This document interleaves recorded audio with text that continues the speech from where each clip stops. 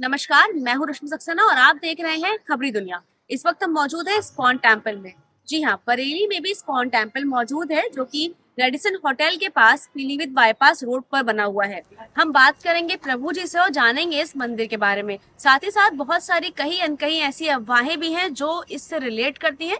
उनके बारे में भी आज हम थोड़ी बातचीत करेंगे और क्या क्या सुविधाएं यहाँ पर लोगों को दी जाती हैं, भक्तजनों को दी जाती हैं, उनके बारे में भी बातचीत करेंगे। तो आइए बातचीत करते हैं और चलते हैं और साथ ही साथ आपको दर्शन कराते हैं भगवान श्री कृष्ण के।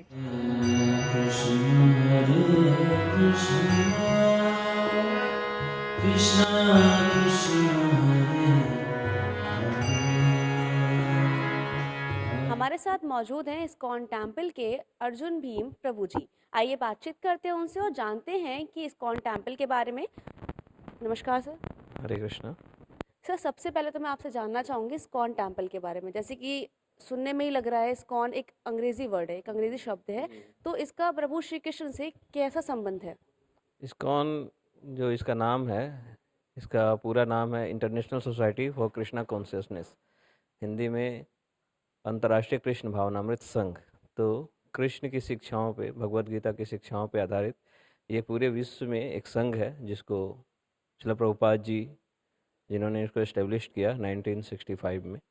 तो ये पूरी तरह से वैदिक सनातन धर्म को प्रचार करने के लिए एक संस्था है जो भगवत गीता के संदेशों को पूरे विश्व में प्रचार कर रही है।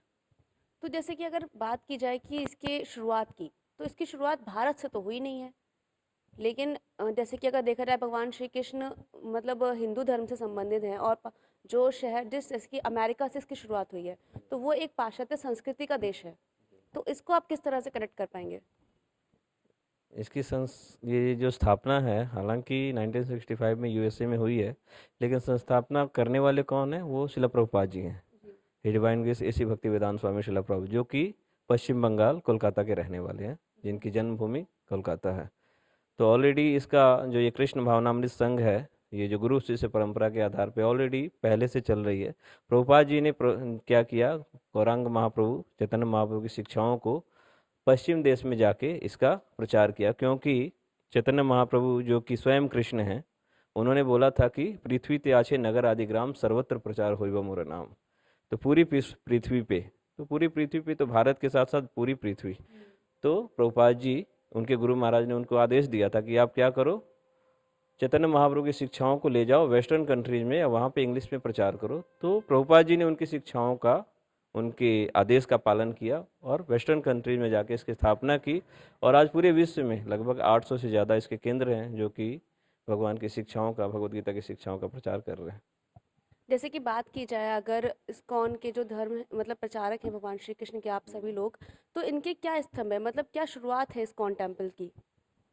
इस्कॉन टेम्पल की शुरुआत, नहीं, जैसे कि मैं ये जानना चाहती हूँ कि जैसे कि स्तंभ होते हैं, हर धर्म के स्तंभ हैं, इस्कॉन के क्या स्तंभ है? इस्कॉन के 4 नियम हैं जो प्रभुपाद जी ने शास्त्रों के आधार पे बताए हैं।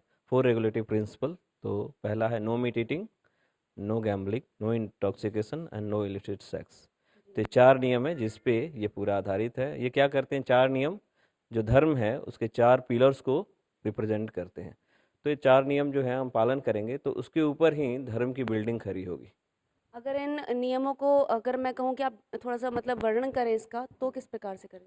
4 नियम, जैसे पहला है नो मीट ईटिंग, तो इसमें किसी प्रकार का हम मांस का सेवन नहीं करते। जिसमें आगे इसको एक्सटेंड करेंगे तो इसमें नो ओनियन एंड गार्लिक, ये भी है, तामसिक है वो, तो इसको हम स्वास्थ्य के आधार पे इसको अवॉइड करते हैं। फिर दूसरा नो इंटॉक्सिकेशन, तो इसमें किसी प्रकार का कोई भी आप मदिरा या किसी प्रकार का नशे का सामान, उसको हम सेवन से परहेज करते हैं। जिसमें आप इसको और आगे एक्सटेंड करेंगे तो नो कॉफ़ी एंड टी, क्योंकि उसमें भी क्या है, कैफीन एंड निकोटीन होता है, तो उसको भी अवॉइड करते हैं। फिर आगे जो थर्ड है नो गैम्बलिंग, तो किसी प्रकार का जुआ सट्टा नहीं होना चाहिए। जिसमें आगे एक्सटेंड करेंगे तो नो शेयर मार्केटिंग, ठीक है। फोर्थ है नो इलिसिट सेक्स, तो अगर आप पुरुष हैं, स्त्री हैं, तो आपका जो आप, अगर आप पुरुष हैं तो आपकी पत्नी, और स्त्री हैं तो आपके पति, उसके अलावा जो भी संबंध है वो सारा शास्त्र जैसे बताते हैं, चांदन के पंडित बताते हैं कि मातृवत परदारेशु, कोई भी स्त्री को अगर कोई पुरुष अपनी पत्नी के अलावा सबको किस रूप में देखागा, माता के रूप में। तो ये इसके सिद्धांत है। इस्कॉन टेम्पल के मंदिरों की, तो अब तक कितने मंदिर बनाए जा चुके हैं या फिर कितनी मतलब जगह जगह इनकी स्थापनाएं हो चुकी है? पूरे विश्व में अभी 700 से 800 के आसपास मंदिर है और सेंटर बहुत सारे हैं। जी। तो मंदिर लगभग पूरे विश्व में हैं 700 से 800। तो इस तरह से और भी मंदिर और सेंटर बढ़ते जा रहे हैं, क्योंकि जितने ज़्यादा भक्त जुड़ रहे हैं उतने ज़्यादा डिमांड हो रही है अलग अलग जगहों पे। जैसे बरेली में हम यहाँ लगभग 2015-16 से यहाँ प्रचार कर रहे हैं, तो इसके साथ साथ अभी बदायूं में भी प्रचार हो रहा है, पीलीभीत में भी हो रहा है, सहारनपुर में भी हो रहा है। तो इस तरह से ये सेंटरों की संख्या बढ़ती जा रही है। अगर बात करें बरेली के इस्कॉन टेम्पल की, तो यहाँ पर मतलब जो इसका आपने बताया कि लगभग 7-8 2015 के आसपास से आप यहाँ पे इसकी स्थापना हुई है यहाँ पे, तो इसमें लोगों का आपको किस प्रकार से रिस्पॉन्स मिल रहा है? लगभग 15 से यहाँ पे ये जो लैंड है, KCMT के जो ऑनर हैं गिरधर गोपाल खंडेलवाल जी, उन्होंने 15 में डोनेट किया था और तब से यहाँ पे चीज़ें शुरू हुई हैं। तो शुरू शुरू में हम सब यहाँ भक्त दिल्ली से 2017 में आए और तब से काफ़ी चीज़ें छोटी थी, इतना बड़ा कैंपस मंदिर नहीं था। तो तब से काफ़ी अच्छा, जब से प्रचार कार्य शुरू हुआ है लोग समझ रहे हैं और वो रिस्पॉन्स कर भी रहे हैं। काफ़ी अच्छा लोगों का सहयोग है, लोग चीज़ों को फॉलो कर रहे हैं। 4 नियम पालन करना इतना आसान नहीं है, तो लोग पालन कर रहे हैं। लोग भगवान के नाम की माला भी कर रहे हैं, 16 माला का जप भी कर रहे हैं। तो इसमें काफ़ी प्रोग्राम्स बढ़े हैं, हमारे कॉलेज में भी प्रचार हो रहे हैं, फैमिलीज प्रचार हो रहा है, हमारा बच्चों के लिए भी प्रोग्राम चल रहा है। तो इस तरह से काफ़ी चीज़ें बढ़ रही हैं। कई जगह में एरिया प्रीचिंग हो रहा है, राजेंद्र नगर में हो रहा है, माधववाड़ी में हो रहा है। तो इस तरह से चीज़ें जो हैं बढ़ रही हैं। प्रभात नगर में अभी लास्ट 2 वीक से हमने फिर से एक नया सेंटर शुरू किया है। तो चीज़ें बढ़ रही हैं, लोग समझ रहे हैं और उसको लोग अप्लाई भी कर रहे हैं और चाहते हैं कि लोग इन शिक्षाओं को और ज़्यादा लोगों तक बढ़ाया जाए। क्या ऐसा भी है जैसे कि इस्कॉन टेम्पल से देखा जाता है कि यूथ ज़्यादा आगे बढ़ रहा है, यूथ जुड़ रहा है इसमें, और बुजुर्ग मतलब थोड़ा अलग है, क्या ऐसा है कुछ? ये जो टीचिंग्स हैं, प्रभुपाद जी बताएं कि ये टीचिंग्स जो हैं उन्हीं के लिए यूज़फुल है और उन्हीं को अच्छी लगेगी जो जिनके अंदर लर्निंग कैपेसिटी है। तो जो युवा है उसके अंदर लर्निंग स्किल्स है, लर्निंग कैपेसिटी है, तो वो कुछ नया करना चाहते हैं। तो जो पुराने लोग हैं उनकी क्या है कि उनकी जो इच्छाएं हैं, उनकी संवेदनाएं हैं, उनकी जो चीज़ें हैं, अंडरस्टैंडिंग है, वो पक चुकी है। तो वो चीज़ों को उतना, जैसे उनकी धारणा बन गई है, उसको चेंज करना बड़ा टफ है। लेकिन जो नए लोग हैं वो अगर चीज़ों को समझना चाहें तो अच्छे से समझ सकते हैं। तो ये जो टीचिंग्स है भगवत गीता की, वो उन्हीं लोगों के लिए है जो समझना चाहते हैं। ऐसा नहीं है कि बूढ़े नहीं समझते, कई लोग हैं यहाँ पे जो 50 40 साल के हैं, लेकिन वो भी समझ रहे हैं और जो समझ जाएगा उसके लिए यूज़फुल है। तो बच्चे हैं जो यंग एज के हैं, वो उनकी अवस्था ऐसी है कि वो चीज़ों को समझना चाहते हैं, तो समझ रहे हैं तो आगे बढ़ रहे हैं। अगर कैंपस की बात की जाए, मतलब इस्कॉन टेम्पल के मंदिर की बात की जाए, तो आसपास में और क्या क्या मतलब सुविधाएं हैं जो कि भक्तों के लिए हैं? यहाँ पे अभी ये मंदिर का कैंपस तो काफ़ी बड़ा है, लगभग 3.5 एकड़ का लैंड है।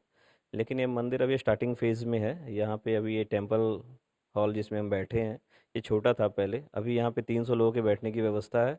बाहर हमारा एक और हॉल है जहाँ पे हम फेस्टिवल करते हैं, लगभग 500 लोग वहाँ पे बैठ सकते हैं। एक और हॉल है जहाँ पे हम क्लासेस करते हैं कांग्रेगेशन की और यूथ की, वहाँ लगभग 60-70 भक्त बैठ सकते हैं। और हमारा बाहर अभी बीबीटी का हमने नया ये शॉप ओपन किया है।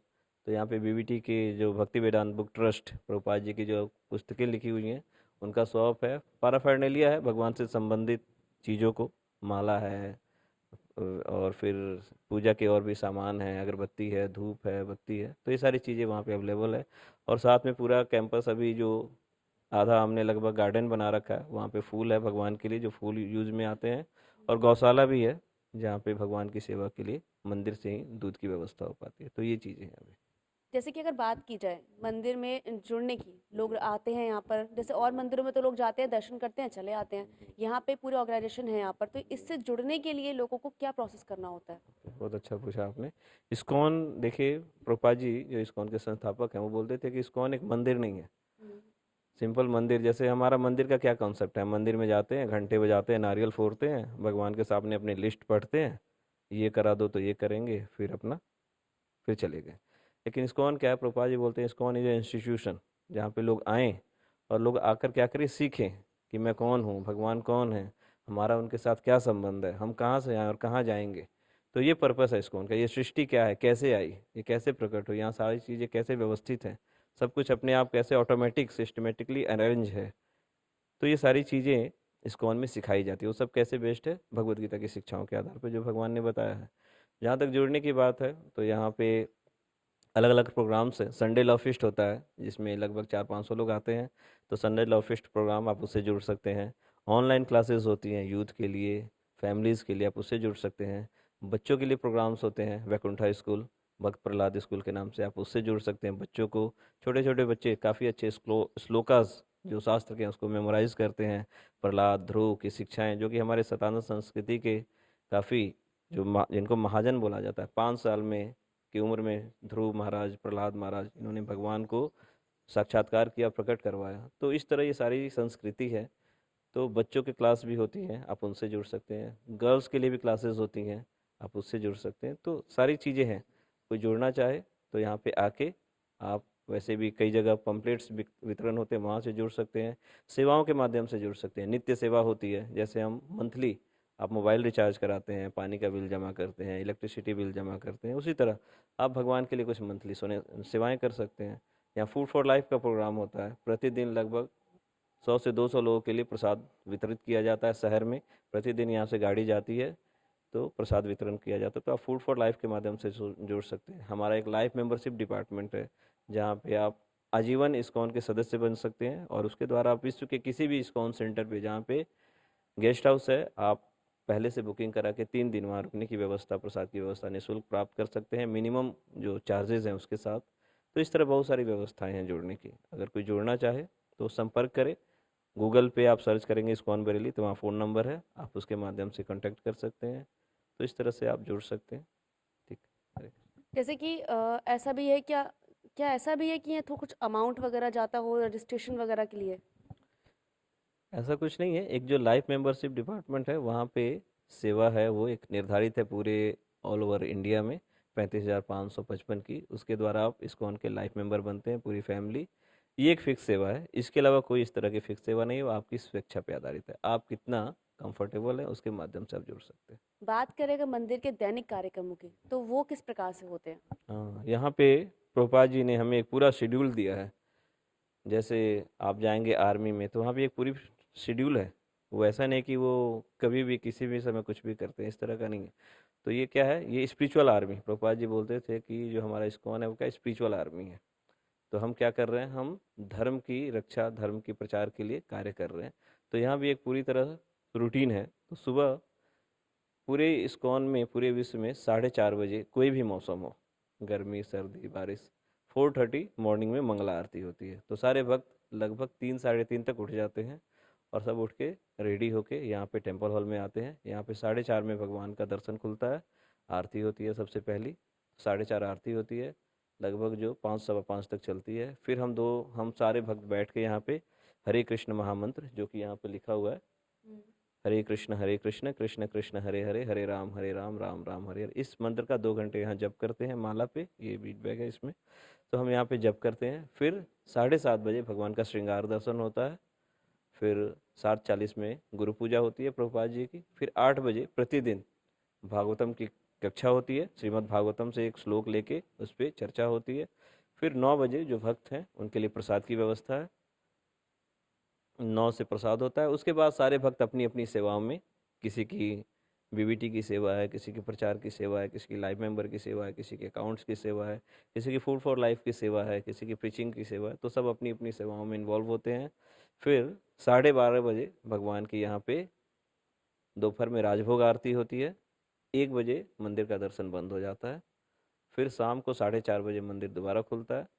फिर शाम को सर्दी के दिनों में 6:30 बजे आरती होती है, संध्या आरती। गर्मी के दिनों में 7 बजे आरती होती है। और 8:30 बजे मंदिर जो है उसके पट बंद हो जाते हैं। फिर जो भक्त हैं वो, शाम का प्रसाद यहाँ पे 5 बजे होता है। तो इस तरह से भक्तों की दिनचर्या है। 9:30-10 बजे तक सारे भक्त विश्राम करते हैं। फिर सुबह 3 साढ़े 3 बजे फिर उठ के अपनी सेवा। अच्छा, जैसे कि कुछ वाद विवाद तो होते ही हैं।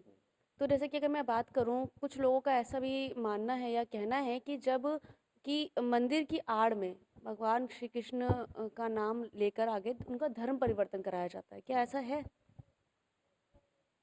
देखिए, धर्म, प्रभुपाद जी बताते हैं एज पर स्क्रिप्चर्स, शास्त्रों के आधार पे, कि धर्म परिवर्तित नहीं किया जा सकता। किसी भी चीज़ का धर्म कांस्टेंट है। पानी का धर्म प्यास बुझाना, आप उसको चेंज नहीं कर सकते। अग्नि का धर्म जलाना, उष्मा देना, आप उसको चेंज नहीं कर सकते। चीनी का धर्म मिठास, आप उसको चेंज नहीं कर सकते। तो उसी तरह जो जीव है, we are all living entities. तो जीवात्मा का धर्म क्या है? सेवा करना। आप इसको चेंज नहीं कर सकते। हमारे विश्वास चेंज कर सकते हैं आप।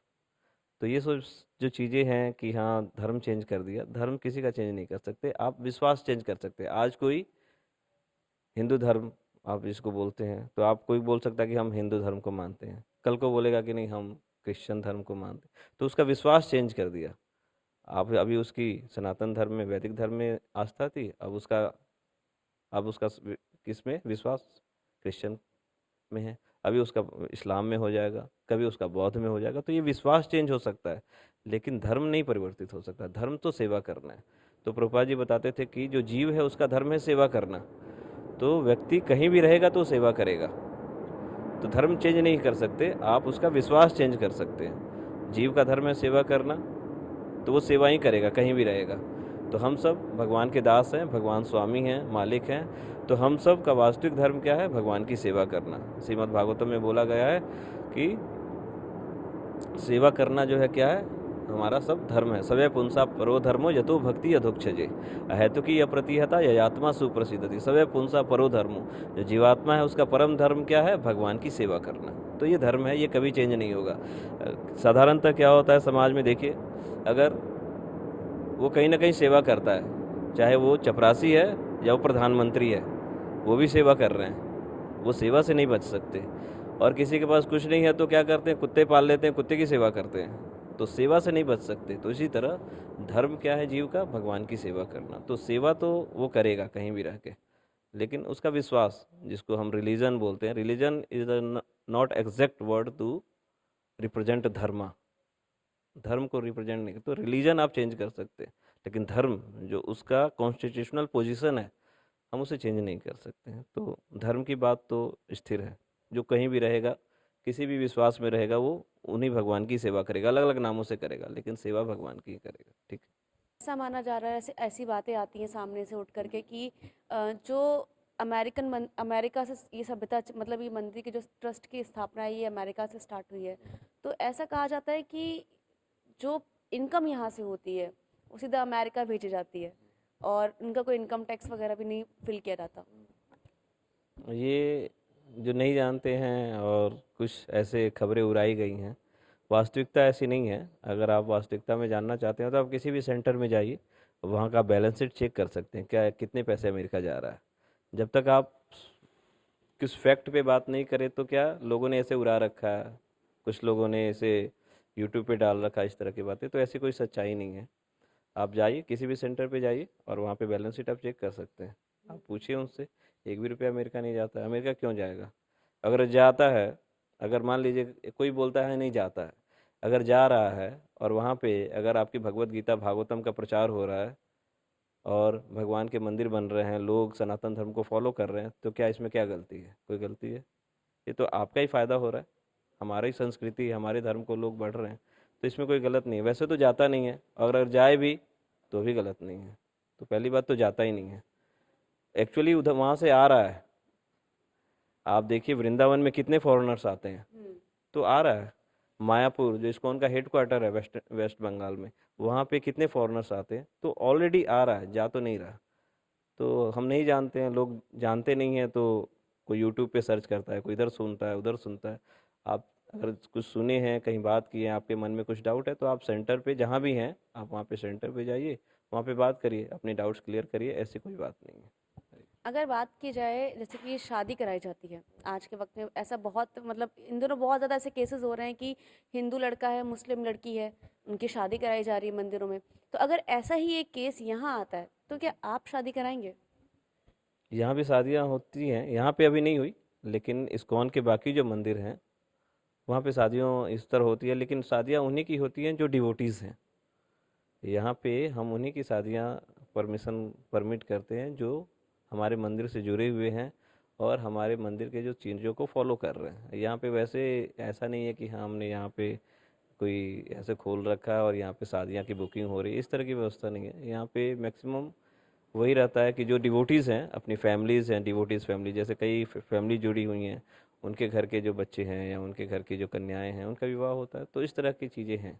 वो उनकी फैमिलीज़ की विवाह के लिए यहाँ पे परमिट की जाती है, वो आते हैं और वैदिक संस्कृति के आधार पे विवाह कराई जाती है।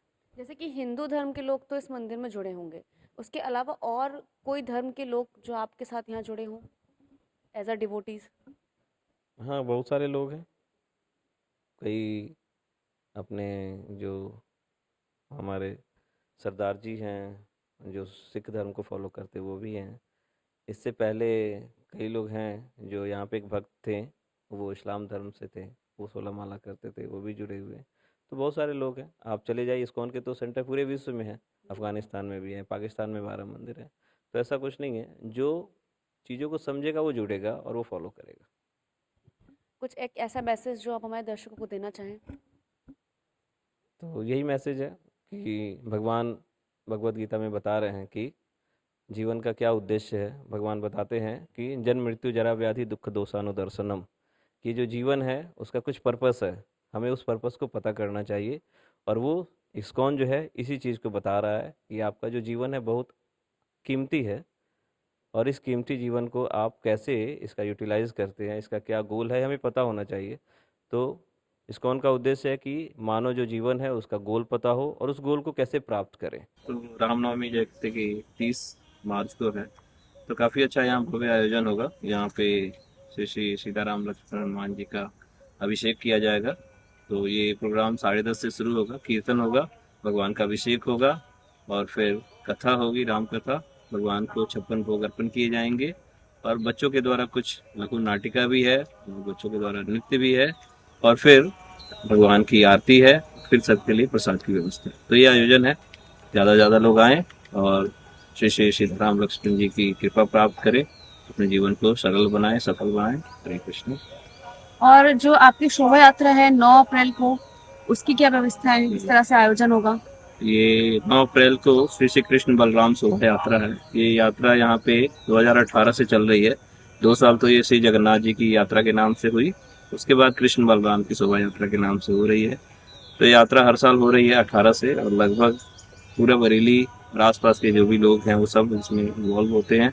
बड़ी संख्या में लोग आते हैं, लोग भगवान के रथ को खींचते हैं।